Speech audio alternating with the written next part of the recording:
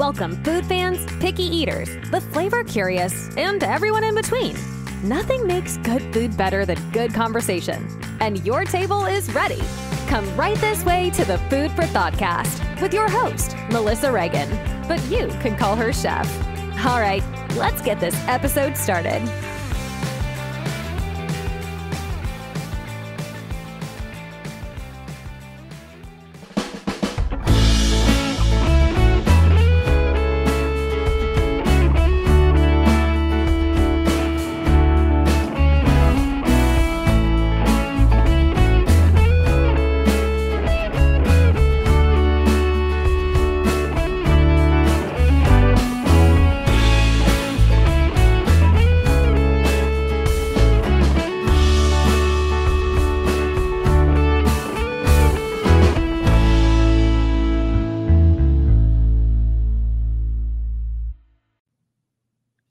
Hey there, food fans. Welcome back to the Food For Thoughtcast. With me, your host, Melissa Reagan. As always, you can call me Chef, and I am joined by my incomparable, amazing, and official co-host, Chef Steven Gonzalez. What's up, Steve?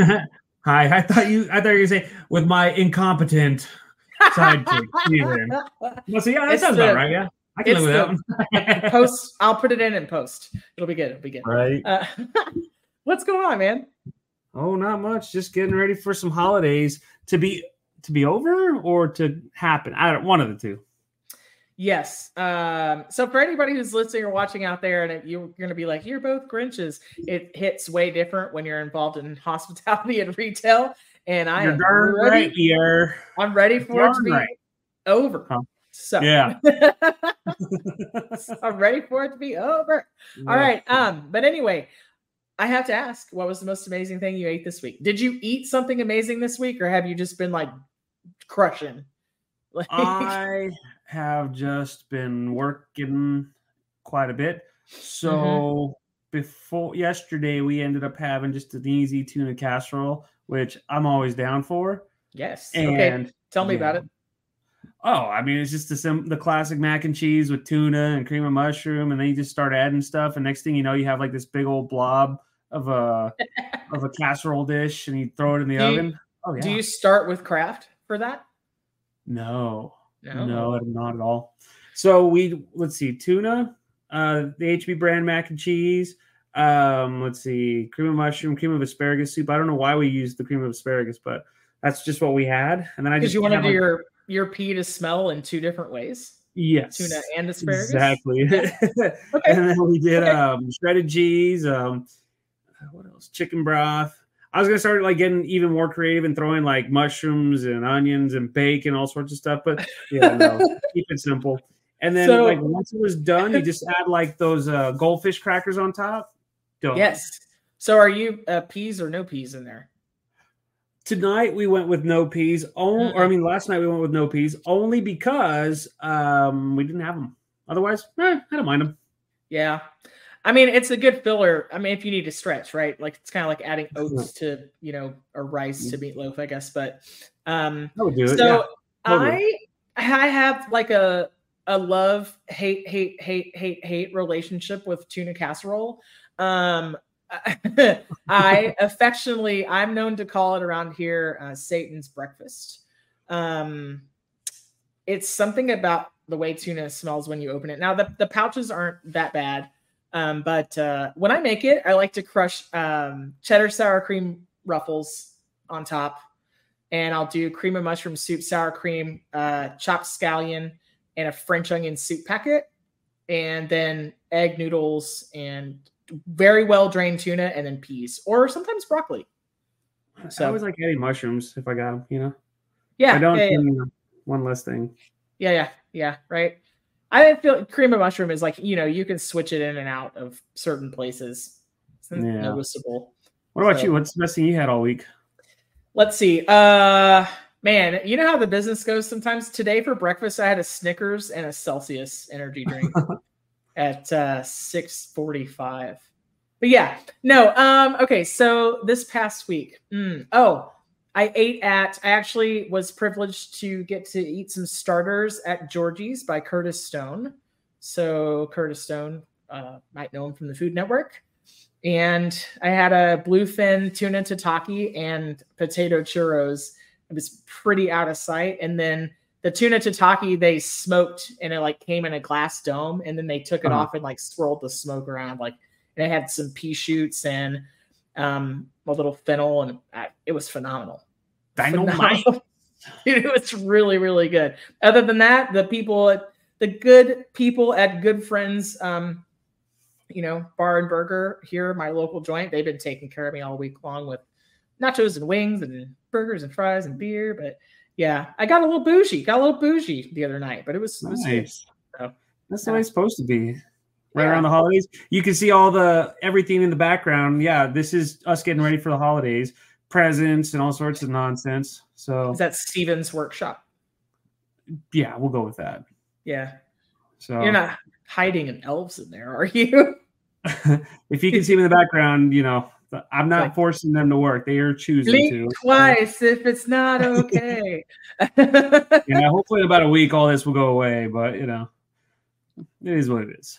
I hear you. If I tilted the camera down a little bit more, you could see like all the chaos. But I'm not going to, because conveniently I fill enough of the frame to create this illusion of like a minimalist aesthetic and nice, clean area. So I thought about it before we recorded, and I just said, "This is me." You were like drape a bed sheet over and be like, "It's a beautiful recording." You're giving me too much credit there, Melissa.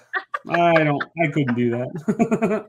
He's like, "We don't have a bed sheet," but anyway, tonight. So Christmas it's upon us. Christmas is in 8 days, and tonight we are talking about the food and drinks that are mentioned in holiday songs. We're going to see if they're legit, talk about what we've eaten before, what we haven't, the best ways to make it. There are some crazy references to all things edible in Christmas and holiday music. So we're going to get started. Let's do it. Bring it on. Okay, in the song, let's get ready to. Yes, exactly. In the song, My Favorite Things from the movie The Sound of Music, which I've never really understood why it's considered a Christmas song, but I think that's another conversation and another podcast, perhaps. But they mention apple strudel. You ever had apple strudel? I have. I like it. I like it too. Strudel, very closely related to Danish. It's all in the layers and all in the way that the dough is prepared. I like a nut component though, like apple walnut, cherry pecan type. Yeah. Because you get that extra little texture out of it.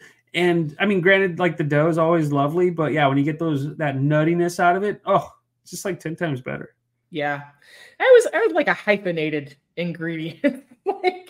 It sounds silly, but I mean, sometimes if you've got like pie, strudel, Danish, something like that, if it's all one texture, it just gets a little bit boring after a while. And so right when she's singing, she says apple strudel and then schnitzel with noodles. What say you about schnitzel with noodles?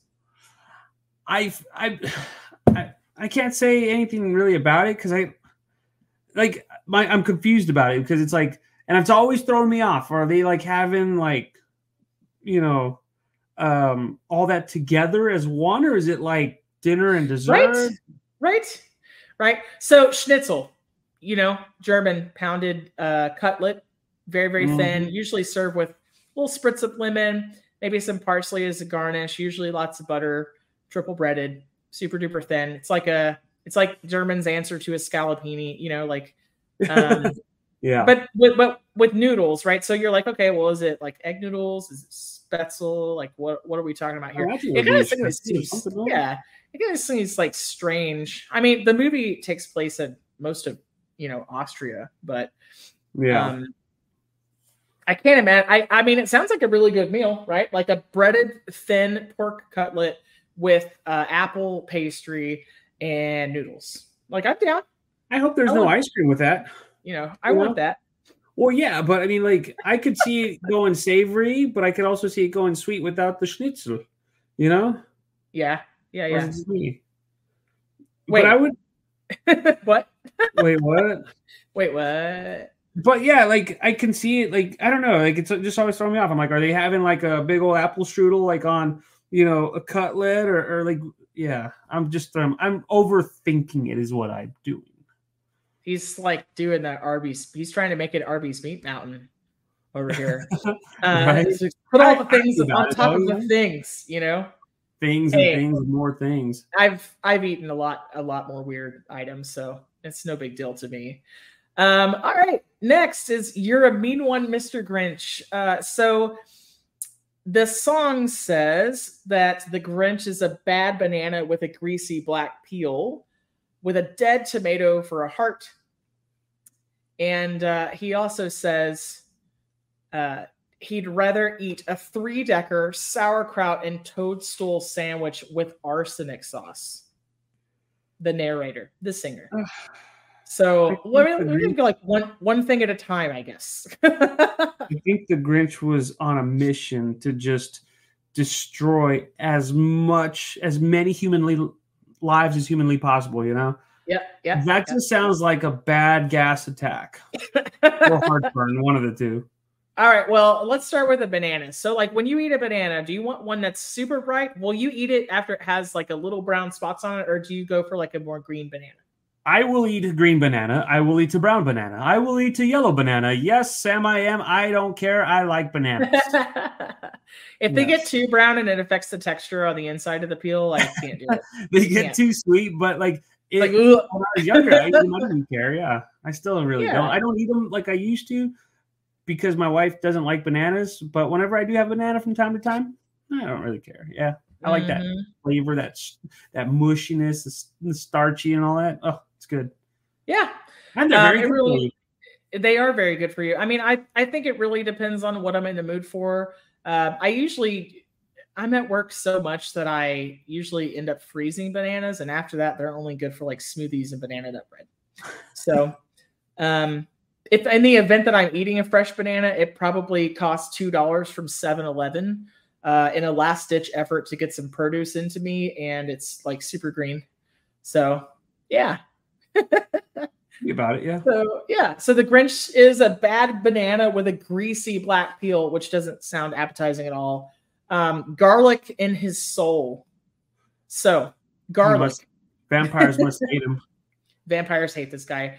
We talked about garlic a little bit in the braising episode. So you were talking about how elephant garlic can give a little bit of a sweetness depending on how you use it. Do you have a preference between granulated garlic, garlic powder, garlic salt? Like, what's your ideal garlic situation? My ideal garlic situation would be having time to like just roast off bulbs of garlic. But if I don't have that, I'm good with granulated garlic. I don't mind it. I like granulated garlic. I feel like it's, like any of the dried herbs, right? Like you have to add it to the end of a dish to get the maximum, unless you're using it like a spice rub or something, right? Like with the maximum garlic flavor. At home, I will confit garlic just in olive oil on the stove, like super duper slow, and then usually I'm pureeing it into something else, like marinara sauce or something like that. Yeah, I'm all about that.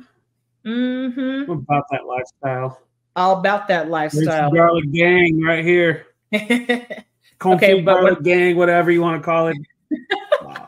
But what about eating a banana with garlic? I've never done that. I don't. Are you saying you would do that? You would have to, like. If it was confit garlic and it had that little bit of sweetness coming out, that would be a tough one. But I would have to try it. I don't know. I wouldn't. I don't know if I would. Like it or not.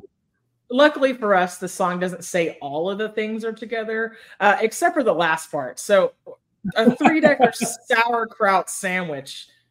Three layers, right? So this is the world's worst club sandwich. It's like a club sandwich of misery. So the first part is sauerkraut. Yeah. Yay or nay sauerkraut? I'm not a big sauerkraut person. No? Really? Not a big sauerkraut person at all. Do you like kimchi though? Do I like what? Kimchi. I mean, I'm not a kimchi person either. I could do small amounts. That's the thing. I could do a little bit, but whenever you give me a lot, I'll pass. Or Yeah. I'll just leave a lot of it behind, you know? Yeah. No, I get it. I That's like just me. almost all things fermented, and I love pickled things and acid and things like that. So sauerkraut is my jam. There are certain variations of it that I don't enjoy. I don't like the more Bavarian style with the caraway seeds. But I like a fresh sauerkraut. You know, like you can buy it Whole Foods. It's still living, right? It hasn't been canned or cooked. Like it's still a live ferment. Really, really like that stuff. Now it says toadstool, a toadstool sandwich. Is that like a mushroom? What do you think? What is going on? What's a toadstool? Is it a mushroom?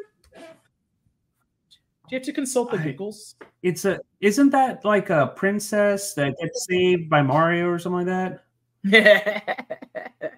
Yeah, toad. So apparently a toadstool is a spore-bearing, fruiting body of a fungus, typically in the form of a rounded cap on a stalk. So the closest thing to this would be like, it's the classic presentation, right? It's kind of like the cartoon version. It's a thick white stem with the red and white spotted top. So it looks like Toad from Mario, right? I guess that's where they're getting it from. Yeah. So I don't think they're all edible, but would you put mushrooms and sauerkraut on a sandwich? I'm getting a little bit of a queasy feeling in my stomach just thinking about that right now. So I'm going to have to pass. Okay, what if you like, this is my least favorite word in the world ever, almost. But what if you deconstructed sauerkraut and went backwards and it was just cabbage? Do you ever use cabbage and mushrooms together? You know, I've never even thought about doing that. I'd imagine you could probably use like some sort of shiitakes and some cabbage together. I'd imagine they would complement each other in some way. I can't say I've ever had them together though. Yeah, no. Right. I feel like it's two things that would give off a whole bunch of water. So it'd have to be like a really, had it very dry, super high heat, like small amount of fat, a wok situation or something like that. Yeah. And of course the last part, arsenic sauce. That's just kind of for show, for funsies in the song. You can get an arsenic sauce if you were to like grind up enough apple seeds. Yeah, apple seeds, like a really large amount. And even then, your stomach acid could take care of some. But yeah. We're going to say... just sounds like he wasn't a very sweet boy, We're going to say the Grinch... He's not a sweet boy. ...is not a culinarian by any standards. So... He's one of those who eats nothing but frozen foods. His gastrointestinal tract sounds like it would be a nightmare to deal with. Right. No, totally. Just saying. The next song is Little Saint Nick by the Beach Boys. So they are starting to talk about Santa's sled being candy apple red. Candy apples... I believe you like those, if I remember correctly. Candy apples are not bad. Remember, I will not take a bite out of them from the stick. I will have to cut them because I'm afraid of cracking a tooth.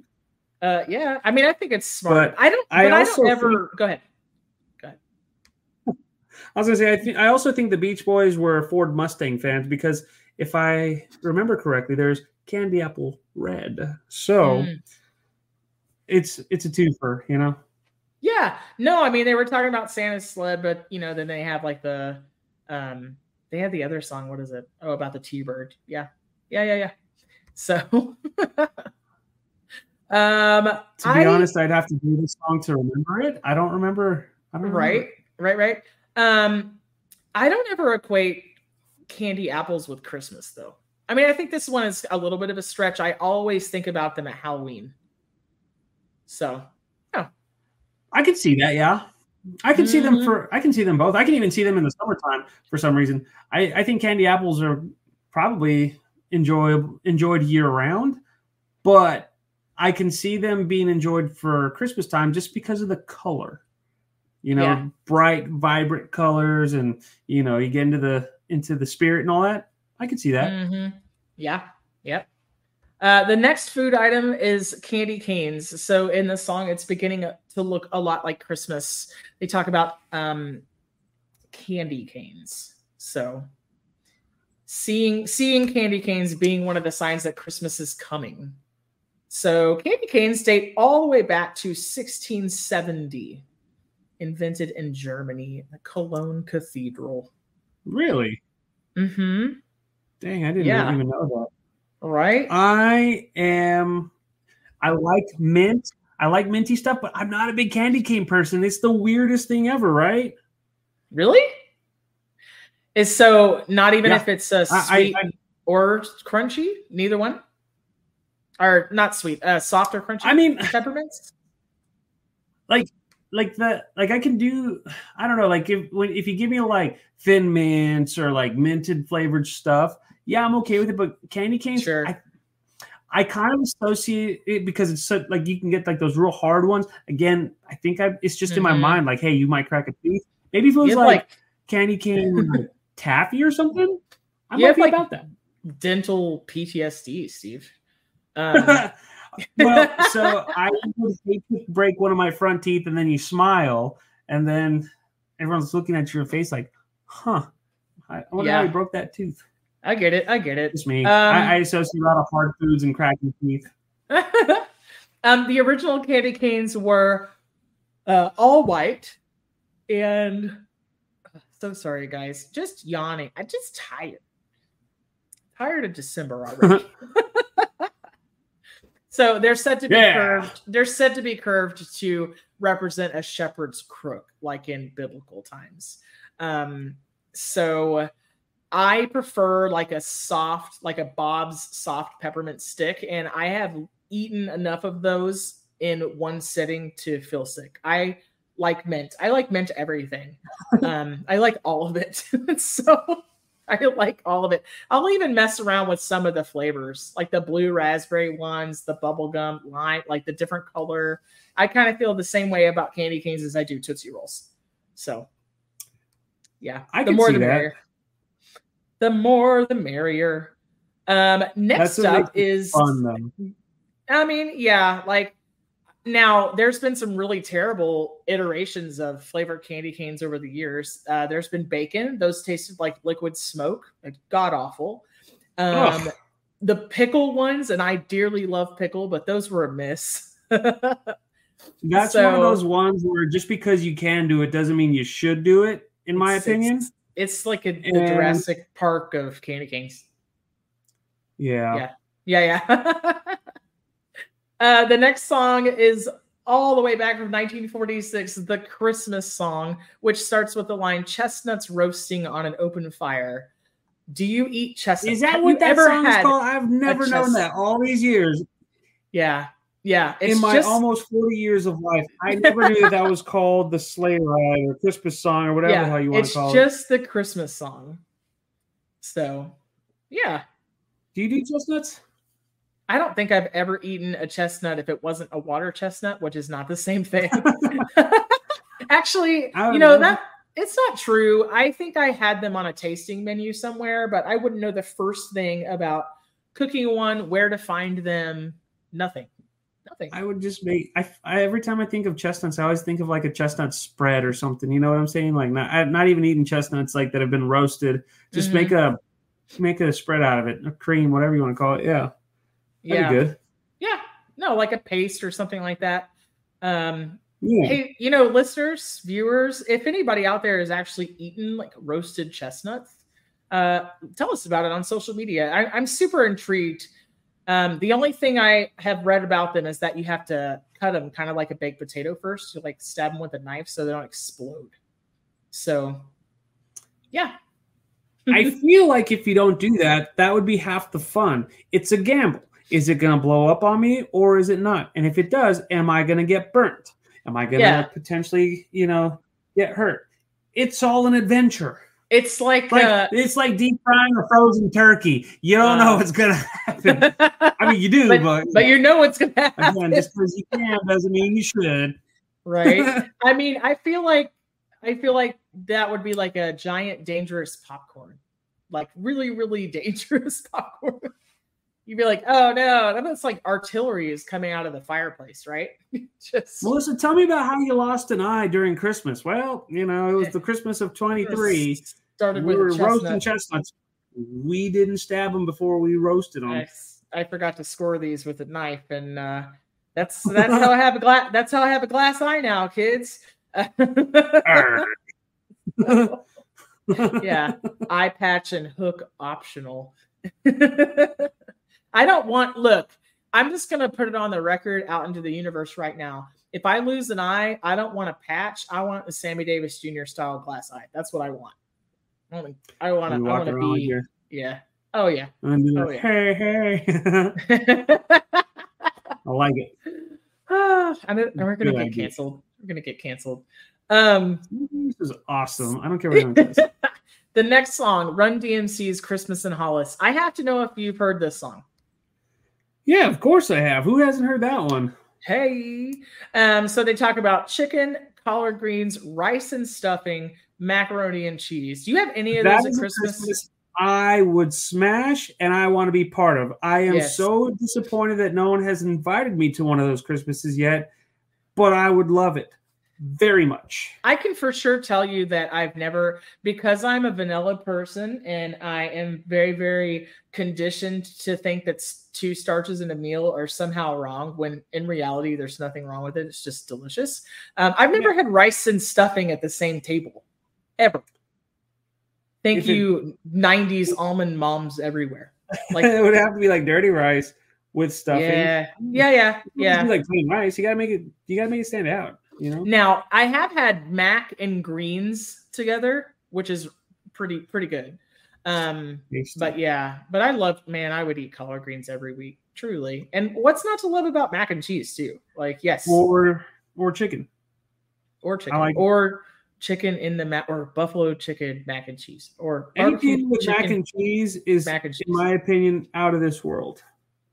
Barbecue chicken mac and cheese. That's what I want. I want that right now. Smoked chicken, mac and cheese. Blue cheese chicken, mac and cheese. Like it. I mean, I'm just making it sound better and better with every single one. Yes. You could even do some sort of like Mongolian chicken, orange chicken, and mac and cheese. I'd be all about it. Mm-hmm. And then you add collard greens and all that good stuff too. Oh my god, heck yeah! It sounds. I want to make like it. Kind of sounds like the ultimate soul bowl. Like I want to layer all the things together. I'd be in for that. I'm totally down for it. Goals hey, one day. everybody out there, everybody out there who listens to the podcast or watches on YouTube, first, thank you so much. But then next, we want to know what you're eating for Christmas. What are you cooking for Christmas? You can reach out to us, the Food for Thoughtcast on Facebook and Instagram, or head on over to chefstevengonzalez.com and let us know. Let us know what's happening, because if your meal is anything like that, as long as it's made with love, I want to know about it. I want to know about it. Yeah. All right, the next song. You ready for this? This is another song that I didn't realize had this title. So it has the line, right? There's a happy feeling nothing in the world can buy. When they pass around the pumpkin. Good Lord, it's been a long day, guys. When they pass around like I can't, reading is hard. When they pass around the coffee and the pumpkin pie, which to me sounds like a punishment, but I know you like pumpkin pie. So the song is called Sleigh Ride, and it's the one where it sounds like a horse is galloping in the background. I love that song a lot. Yeah. So I just like the part about coffee and pumpkin pie. I know you like pumpkin pie. I don't do pumpkin pie at Christmas though. To me, it's like Thanksgiving. Stay in your lane, Thanksgiving. I could see that, but I could still see some pumpkin pie coming around for Christmas time too. I think we also had it around Christmas time. Yeah, we ate it. Yeah. I could eat it year round. I always just kind of relate like Christmas to like cheesecake, things like cheesecake and chocolate tort and things like that. Just like more rich and a little fancier. I don't know. Yeah. But the reason why I'm all for it is because growing up, we also had like pumpkin empanadas. So like coffee, pumpkin empanadas, coffee, and pumpkin pie. I'd be about it. Yeah, that'd be a good little, not the healthiest breakfast, but it would be a good little breakfast, if you will. We don't have to measure food by health. That's not even the point. Just enjoy it. After the holidays, they don't count. Yeah. Calories don't count until January. I don't. New Year, I don't- new me. I don't count them anyway. Yeah. It's all about fitness. I fitness food in my mouth. Hey. Yeah. So Frosty the Snowman. Frosty the Snowman has a corn cob pipe made out of an actual corn cob. So corn at Christmas or not? I know you like corn, but corn at Christmas? Yay or nay? I could do it, I guess. Yeah. Depends, Depends on the application. Is it cream corn? Is it corn on the cob? Right. Is it it depends. I mean, of all the ways that corn is preserved, it's really corn chowder. It's like widely available all the time, but corn to me is summer. This one's the best. I think if you're making a pipe out of a corn cob, then you're a pretty good MacGyver, and you find all sorts of ways to smoke. And I don't know if that's a good or bad thing. That's expensive though, because you can just use a piece of aluminum. Never mind. You know what? Never mind. All right. So you use a can. Yeah. Everybody out there's like, what did you say? Yeah. Hey, I went to college once, guys. All right. So eggnog, the famous song "Grandma Got Run Over by a Reindeer" mentions she was drunk on eggnog. Do you like eggnog? I do, actually, yes. I used to love it when I was a kid, and then I went through a phase where I didn't care for it so much. But then once I realized you could put alcohol in eggnog, I liked it again. I mean, but it's got to be like a good one. You can't put like Moscato in there. That's just weird. I'm sure people have done. Oh, that's cursed. Steven, that queasy feeling in my stomach's coming back now. It's coming back. You could put alcohol in sauerkraut. Does that not change that? Or it's not the same rules? Oh, yeah. No? Hold on. I'm going to have to go throw up now. Wait. So eggnog. I don't know. What's your on eggnog? I go back and forth. So I like it when it's used in a cocktail. I think, otherwise to me, it's like drinking it, it's custard, right? And I've never really gotten to the point where I could enjoy it straight, whether it was leaded or unleaded, because to me the texture is just like, I don't drink cow milk, so it probably has a lot to do with it. And I mean, it's not for like virtue reasons, guys. It's just I don't like it. And so I think it's too viscous. And to me, when I'm drinking, it has all the nutmeg and cinnamon and whatever else it has in it. The only thing I can think of is like, cool, French toast batter. Like, it just doesn't do it for me. It just doesn't. I could see that. That would be awesome, actually. I mean, the reality, right? That eggnog is basically it's a custard base, right? Like, kind of the idea is that you could take that same base and make creme anglaise, pastry cream, pudding, ice cream, custard, flan.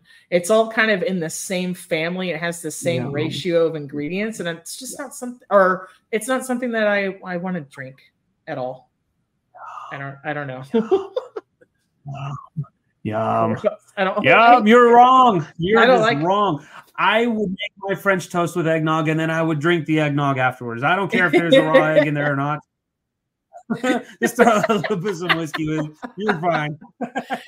I think one of the most surefire ways to make a really easy eggnog, if anybody's stuck on a recipe out there, guys, just go buy a pint of ice cream and let it melt and then add whiskey. Really push the easy button. Or you can do rum, right? Like, easy button. It's now, would you add whiskey or rum to your eggnog if you were to do it? That's a good question. Spiced rum? Whiskey, and absolutely not. I don't drink rum at all. No. Okay. I had my fill at a time in my life, and I'm done with it. Thank you. Thank you very much. No. The same way you are about like biting into a whole apple, that's how I feel about smelling rum. Yes. Like, that's that. Fair enough. Well enough. Yeah, enough. Next song, Steven, you ready? Tell me. All right. It's We Wish You a Merry Christmas. They demand figgy pudding. They say they will not go home until they get the figgy pudding. Like, what is figgy pudding? Have you ever had figgy pudding? I've had, get ready to giggle. Are you ready? I've had spotted dick, which is very similar. It's not pudding at all. Yeah. The Brits call what we call cake pudding. So, yeah. Go ahead. I've never had figgy pudding, and the weirdo in me would never try it. I don't know. Do you like figs? Let's start there. I do like figs, yeah. Like figs only in Newtons or other things? I would eat them like as is, raw. I like them in a jam. I like them raw. Yep. Yeah. I love a good fig preserve. I like to cut a fig open and stuff it with blue cheese and bacon and then broil it. It's really delicious like that. Super tasty. I like fig Newtons a lot, probably a little bit too much. There's a dessert. I'm going to make it for you one day, Steve. It's very similar to this. It's called a clootie dumpling. It's Scottish. And I think I would try this because it's not incredibly too far off. It's beef suet, or, kind of similar to lard. Eggs, brown sugar, all sort of dried fruit, usually citrus zest and brandy.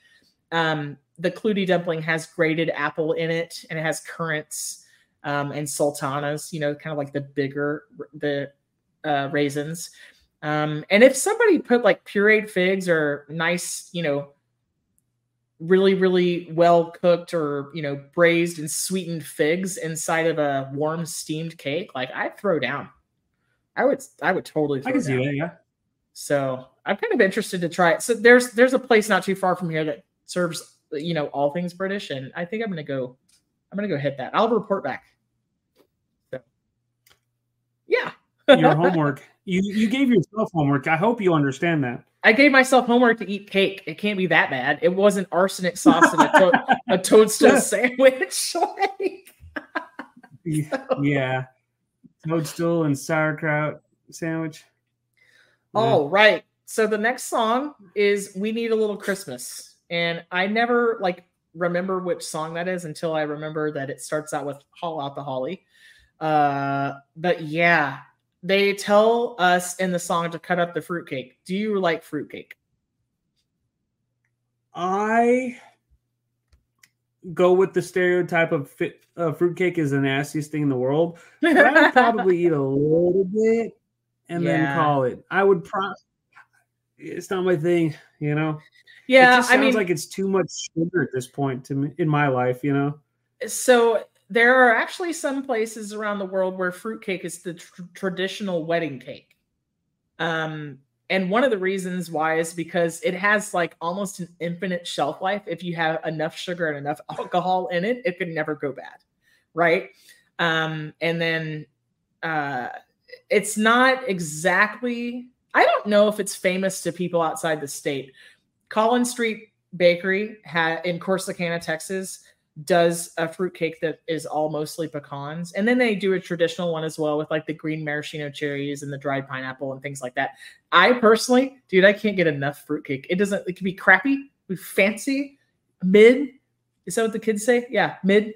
Mid-level. I guess that's what that's short for. I'm really showing my age right now, but it's okay. Elder millennials unite. I don't know what the words mean, but fruitcake's freaking delicious. I like it. I like it a lot. I like it a lot. Yeah, I feel like I would use that to make some sort of French toast. No. Yeah. Okay. Would you? If we're gonna go there, I would not use fruitcake, but I would 100% and have used panettone to make French toast with lemon creme glaze. Yeah, that's the ticket right there. Toast my goats. It's the ticket. That is fat kid stuff right there. So, yeah, buddy. Yes. I would get creative with that. I'd find a fruitcake bread pudding. I feel like it would just be kind of. Yeah. It kind of already is one though, no? It almost is. It depends on, who makes it, where you get it. I feel like you could do a pretty easy pedophore with this. Find one that's firm enough and dry enough, or freeze it into tiny little cubes, kind of like fruitcake croutons, and dip it in super dark chocolate with a sprinkle of sea salt. I bet that wouldn't be terrible, you know? Or like maybe a little bit of some bacon or some prosciutto or something in there. Well, I want to put bacon in all the things. I don't know. Bacon, I don't know about the prosciutto. I think it's too fatty. For me. Well, it would have to be like, cooked out, I'm not saying, well, you could use like speck. You could use speck or Serrano. You're talking about like putting a lard on in the fruitcake? No, I'm just talking about putting some salty pork with it, Like, I see. Just to balance out all that sweetness. Yeah, I should probably have specified. I was like, I don't know how it's gonna work. When you make fruitcake, I don't want it. I want like something salty to balance out that sweetness, because I don't know what's going on with me lately, but like the thought of too much sugar just makes me kind of like nauseous. It makes my teeth hurt. I'm not saying that I don't indulge. I love sugar. Oh yeah, totally. I still do, but I totally get that. I feel like this would be like a, hey, I'm gonna taste a little bite of this, and I need to have an order of fries on standby. Yeah. Yeah. I feel some sort of like dry sparkly wine or something to really just cut all that sweetness. That'd be kind of good. Yeah, I mean, I think like a German, like an ice wine, that's something that has a citrus note and a lot of minerality on the back end would work really, really, really well with that. It would kind of cut some of that sweetness, I think. Yeah. Okay, the next song I don't even know. It's called "Christmas Is Coming." Have you ever heard this song? Yeah, isn't it? Christmas is coming to town. No, it's not, is it? No. I feel like there's a lot of songs out there, at least like the not religious, more commercial Christmas music, where you could interchange the word Christmas and Santa and presents and love and joy and whatever else and winter, and it probably wouldn't change the meaning. I'm just saying. Yeah. This song talks about geese. So we talked about geese, or a goose, in our Game Birds episode. But yeah, have you done a goose for Christmas before? I've never done goose for Christmas. Mm-hmm. I always, especially over the last decade or so, I've just always done like prime rib, stuff like that, Mm-hmm. So no turkey, no ham. I'm not a big ham person for Christmas. It's always beef. Do you do tamales at Christmas or no? We do. We used to. I haven't done that in quite some time. Yeah. We have before. I'm thinking that's what I'm going to do this year. I kind of just need to press that easy button there. I want some beans and rice and tamales with chips and stuff. Yeah. Starch with more starch and more starch. Sign me up. Hey, where do I sign up? Question. When you eat your tamales, do you use ketchup or do you use any kind of sauce with that? Salsa? It's ketchup what's your go-to? It's ketchup or chili or both. Like Bro, not like chili, but like con carne, like chili sauce, Dude, I don't really eat ketchup, but I will totally do it with my tamales because I remember I loved that as a kid.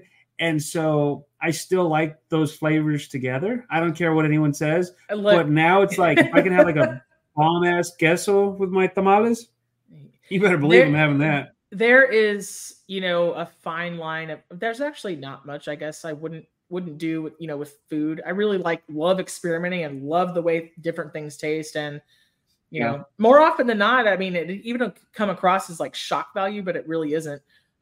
It's just because I want to know what it will taste like.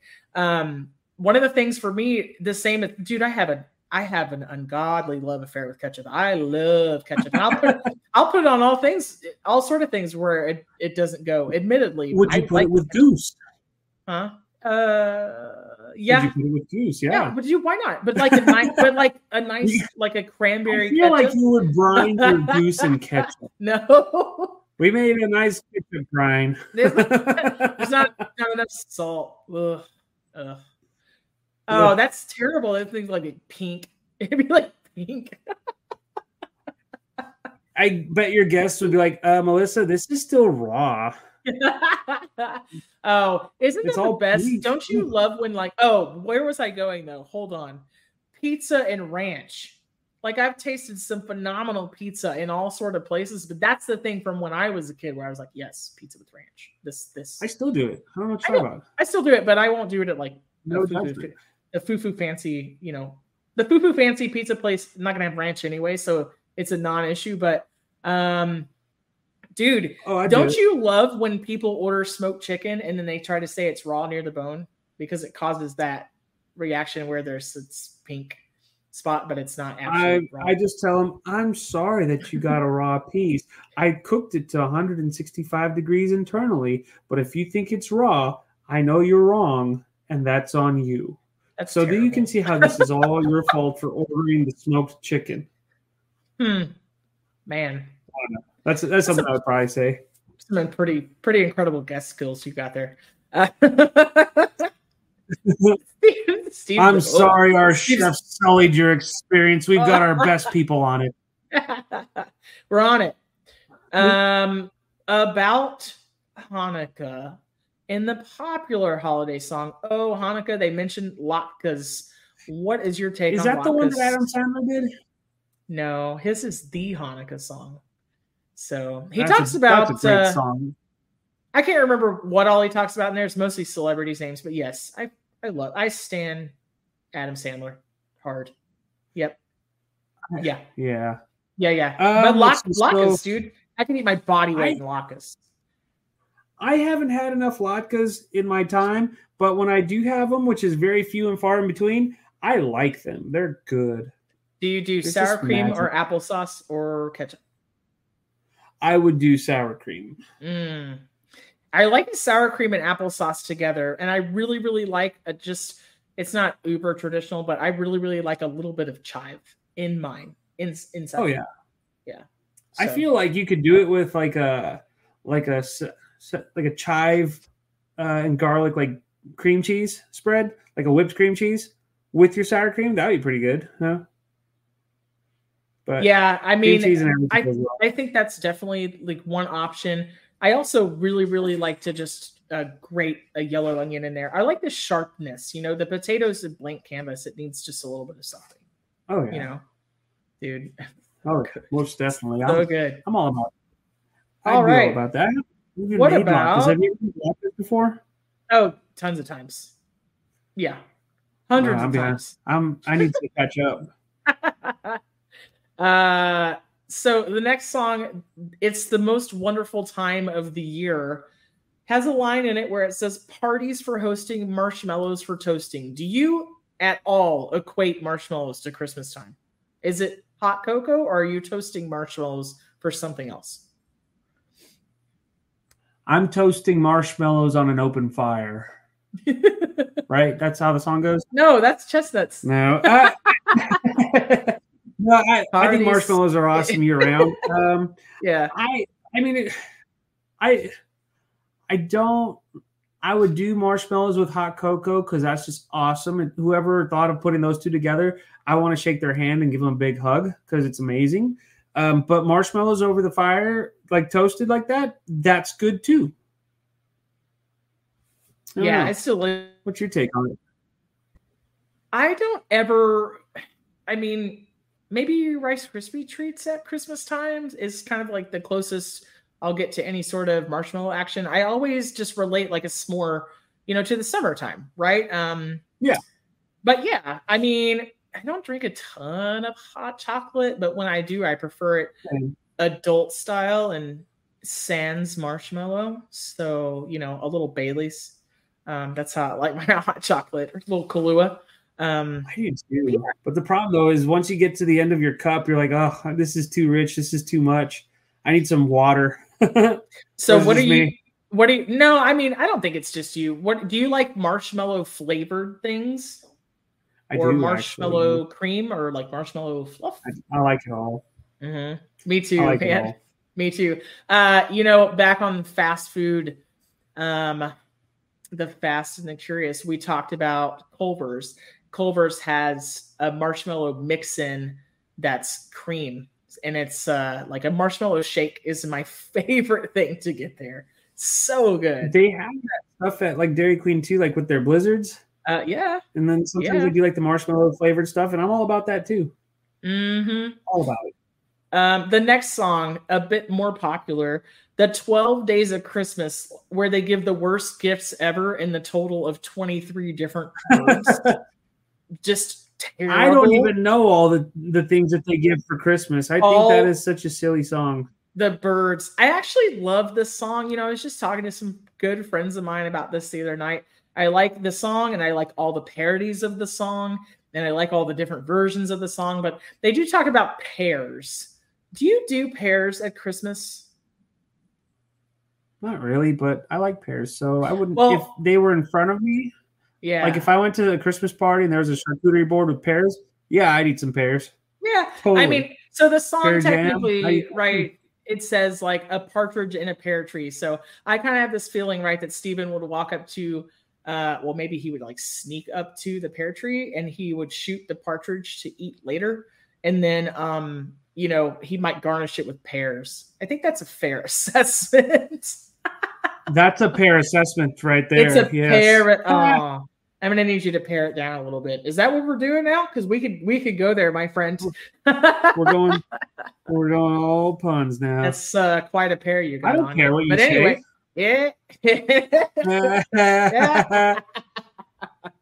All right. So in the very beginning of this song, "Let It Snow," you know the one, "Let it snow, let it snow, let it snow." They say it doesn't show signs of stopping. They're talking about the snow, which I'm very unfamiliar with as I live in Texas. And I brought some corn for popping. Like, are you eating popcorn specifically at Christmas or not? From the big tins that come with like meat popcorn, caramel the picture popcorn, of a puppy on the front. Yes. I haven't. Yeah, totally. I haven't done that in years, but yeah, it takes me back to my childhood whenever I see those tins. I am easily amused and incredibly cheap. And I'm just talking about the food here, ladies and gentlemen. I like to take the divider out of the middle of those popcorn tins and then put the lid back on and shake it. So it's kind of like a Garrett's, like caramel cheese, and then you eat the buttery popcorn throughout, and then I'll dump M&Ms in there, whatever.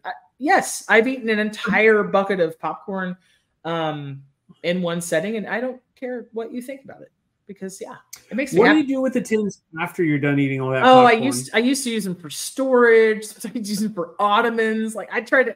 So the Christmas popcorn tin is the equivalent of like a milk crate in my early 20s. I would keep milk crates from dairy deliveries, and I would use them for everything. So yeah, what do you use those for? Do you keep them? No, I never keep them. That's why I ask.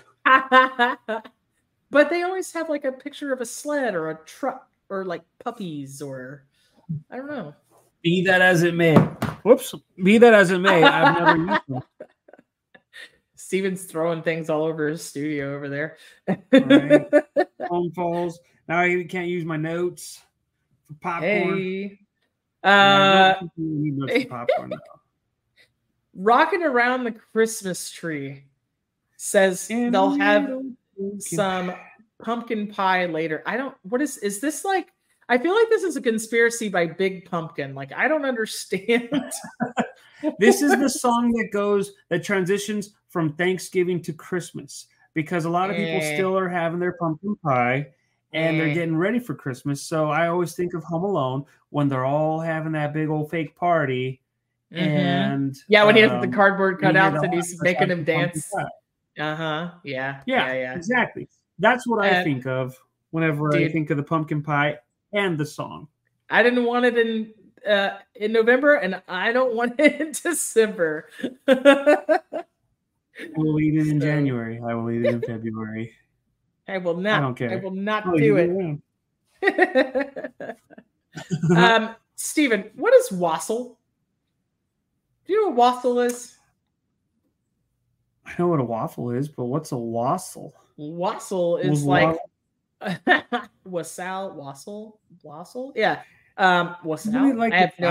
Hey, look, If anybody out there knows the right way to say this, please. But I think it's wassail.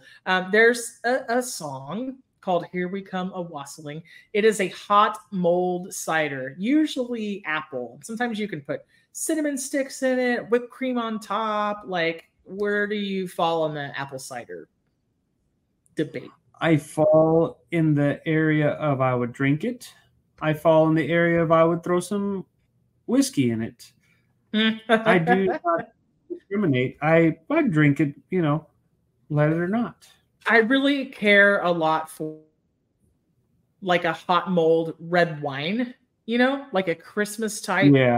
You put like cloves and star anise and cinnamon sticks in a crock pot with like, red wine and a little apple cider and brown sugar, things like that. I love apple cider though. I like it chilled. I like it hot. But again, it's one of the things that I associate with the harvest and fall, not Christmas. So I get it. I'm not saying that anybody's like wrong.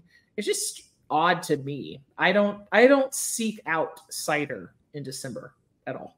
Same here. So yeah, I think it depends on a lot where you grow up, right? Like I think it really depends. Yeah. And then first you have to live somewhere where it gets cold enough. Yeah, true. Yeah. That's so very true. There's a song called "A Marshmallow World." Do you know that song? I have no clue what you're talking about. Well, world. I don't even know half the songs that we're talking about. Well, hey, you're getting a music education, and then everybody else is getting a food education. They talk about Marshmallow World. Obviously, it's about like how it looks outside when it snows a lot. And so they say it's time for play. It's a whipped cream day. So whipped cream. That's the world I would love to live in. Yeah. Whipped cream. What are you? Tub, can, homemade all the time, or what? Yes. All of it. I just really no shame in my whipped cream game. Like I like Cool Whip a lot. I like Ready Whip. I don't care. Some situations call for homemade whipped cream and some don't. Yeah, exactly. Yeah. Yes, please. All right. Do you ever do like flavored whipped creams, or is it just like straight up whipped cream and like sugar? I like to do like a chocolate whipped cream, like cocoa powder, or you can shave, chocolate into there as well. And then really love to use vanilla paste when I make a homemade whipped cream to get little vanilla beans like throughout. And then what about you? Like, you flavoring whipped cream with anything specific? Coffee. I don't know why. To me, that's just like the thing to pair it up with, Coffee, so what do whipped you cream. do? That sounds you like an instant espresso? Kind of, but I would probably get just like a small amount of coffee and add that in like at the very, very end, just to kind of get that little subtle hint, those little flavors. You know what I'm saying? I almost feel like you could make a really concentrated coffee syrup or reduction. That way, do that too, I guess it depends on how strong you want it. I always have instant espresso powder at the house, just for things like that. Mostly for, I just like to put a little bit in brownies. So, it's just a little depth. I like to put a little instant espresso powder and chili powder in brownies to give it that savory note in the back. Little umami hit. I'm all about that. Yeah, totally. Steve, what are you cooking this week? Let's talk about it. Well, I do get some days off, so I will be cooking. Let's see. I got some beef ribs out of the freezer. I just threw them into a brine because they'll absorb it eventually. So I think this week I'll do some of that. I'm on the fence of making some menudo. And then Christmas, I will probably be making steaks. More beef. Yeah. What are you doing with the steaks? Beef. What about you? Anything? Any special sides for the steaks? Now the usual: the garlic mashed potatoes, the Brussels sprouts. Yeah. I don't know. Whatever my wife wants. Whatever the wife wants is what she gets. That's a good strategy. I think that, like I said, I think I'm going to go the tamales direction on Christmas. I haven't consulted everybody else, but they're easy. My brother doesn't eat tamales, so he'll probably get a a large hunk of meat in some form, like a steak, big sandwich, chicken, something like that. And then, years past, I would have made them from scratch, but I'm far past that now. There are a ton of good tamales out there and a lot of good local folks that can be supported when you buy those tamales, which is really great. I think that tomorrow I'm going to make a little Thai food. I've been in the mood for Thai. So nice. I want to make like a really spicy pad krapao, which for anybody that doesn't know, it's like beef, or you can use like pork or chicken, oyster sauce, light soy, dark soy, little scallion, garlic. I like ginger in mine, even though that's not traditional. And then a whole armload of thinly sliced basil right at the end. And then you just put that over a good white rice. And it's probably the most white lady version of that, but it gets pretty close to the flavor that I'm craving. So I like it. I like it a lot. What are some other Christmas songs that you like that aren't really Christmas songs? Last Christmas is one. I mean, it's like a breakup song, but it's probably one of my favorite Christmas songs. Because I don't know. I like that one. I like, there's a version of the 12 Days of Christmas by Bob Rivers comedy that is the 12 Pains of Christmas. That is very sentimental to me. It's not only is it hilarious, but my mom and I would sing it together all the time. And there's the Redneck 12 Days of Christmas, also sentimental. Gosh. Those are actual Christmas songs. Those are like, those are like songs that are not Christmas songs that you. But those are like very odd takes of Christmas songs, very, very strange. I'm talking. I know. I heard you. Okay. So I don't. It's kind of like that. Like, what's a Christmas movie and what isn't? I probably at first I haven't really listened to much Christmas music this year. When I do, It is all pretty legit Christmas music, except for my favorite things. I listen to that. It's only when I watch The Sound of Music. So, what about you? So you're gonna laugh at me when I tell you this, but every time I hear "Zombie" from the Cranberries, the very first time I ever heard that song was around Christmas time, and so I just associate that. I don't know why. It has nothing to do with Christmas. It's more of a political song than anything else. But that's super interesting. Don't Cranberries have stuff to do with Christmas? Well, Cranberries, yes. The Cranberries, not the Cranberries. So much. Yeah, no, I get it. I mean, that's super interesting. I don't. And the years where I'm super in the mood to listen to Christmas music, full disclosure, it's probably like the same 13 songs over and over. Just can't get enough. And then come about January 1st, I'm like, well, that's enough. Great. I'll see you next year. Like I'm already kind of over the whole Christmas music. I don't mind it because they play it at work all the time. I get so busy that I just kind of zone it out. Mm-hmm. But that Paul McCartney song, that Wonderful Christmas Time song. Simply Having a Wonderful Christmas Time. Yeah, I'm so over that song. And all the covers and all the... It's like anything else, right? If too much of a good thing is not always a good thing. So, exactly. If it wasn't for the oversaturation and the fact that you have to experience all the time against your will, then you might actually enjoy it. Yeah. That's a pretty spot on assumption you got there, Melissa. Well, hey, Steve, I've had a blast talking to you about Christmas food and drink in song. I hope you have a wonderful week. Everybody out there, thank you for listening. Thank you for watching. If you're joining us on YouTube, don't forget to rate, review, and subscribe. Steven, let's get out of here. Christmas time is present time. Christmas time is present. Is that? I'm present. I'm present at Christmas. There you go. See, it has more than one meaning. Bye-bye, everybody.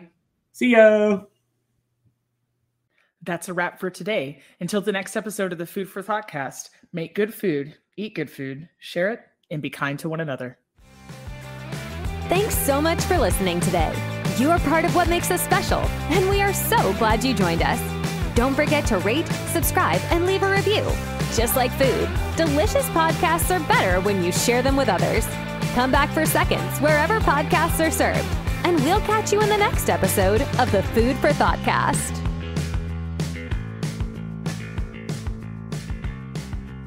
You can find us on Facebook and Instagram at the Food For Thoughtcast or at www.foodforthoughtcast.com, where you can link to all podcast players, or you can send us an email at foodforthoughtcmc@gmail.com.